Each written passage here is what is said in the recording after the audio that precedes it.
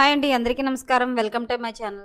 పవన్ కళ్యాణ్ సంచలన నిర్ణయం, ఇక వారికి చెక్ లేటెస్ట్ అప్డేట్ రావడం జరిగింది. సో దానికి సంబంధించిన పూర్తి వివరం చెప్పడం కోసం అయితే నేను ఈ వీడియో చేస్తున్నాను. వీడియోని ఎక్కడ స్కిప్ చేయకుండా పూర్తిగా చూడండి, అప్పుడే నేను చెప్పే సమాచారం మీకు బాగా అర్థమవుతుంది. అలాగే వీడియో నచ్చితే కనుక వీడియోకి లైక్ ఇచ్చి మా ఛానల్ సపోర్ట్ చేయండి.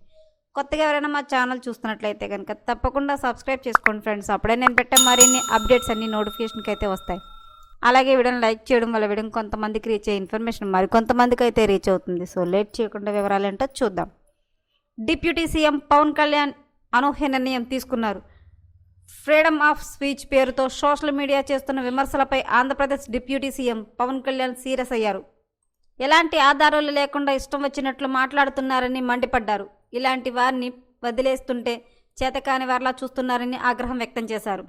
భావప్రకటన స్వేచ్ఛ పేరుతో ఇతరుల వ్యక్తిత్వాన్ని హాసనం చేయడం సరికాదన్నారు. ఈ ఫిర్యాదుల కోసం తన కార్యాలయంలో ప్రత్యేక సెల్ ఏర్పాటు చేస్తున్నట్లు ప్రకటించారు. ఉప ముఖ్యమంత్రి పవన్ కళ్యాణ్ వాక్ స్వాతంత్ర్యం, సోషల్ మీడియా దుర్వినియోగంపై కీలక వ్యాఖ్యలు చేశారు. సోషల్ మీడియా వేదికగా సాగుతున్న అడ్డగోలు విమర్శలు, అసభ్యకర పోస్టులపై ఆయన తీవ్రంగా అభ్యంతరం వ్యక్తం చేశారు.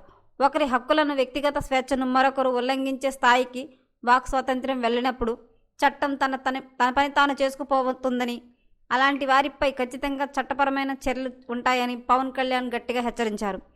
భావ ప్రకటన స్వేచ్ఛ పేరుతో ఇతరుల వ్యక్తిత్వాన్ని హాసనం చేయడం సరికాదన్నారు. కులాలు, మతాలను రెచ్చగొట్టేలా శృతిమించిన మాట్లాడుతున్నారని పవన్ ఫైరయ్యారు.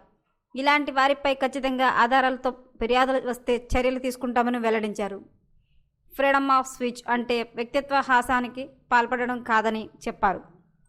మరిన్ని లేటెస్ట్ అప్డేట్ల కోసం మా ఛానల్ తప్పకుండా సబ్స్క్రైబ్ చేసుకోండి. Thanks for watching.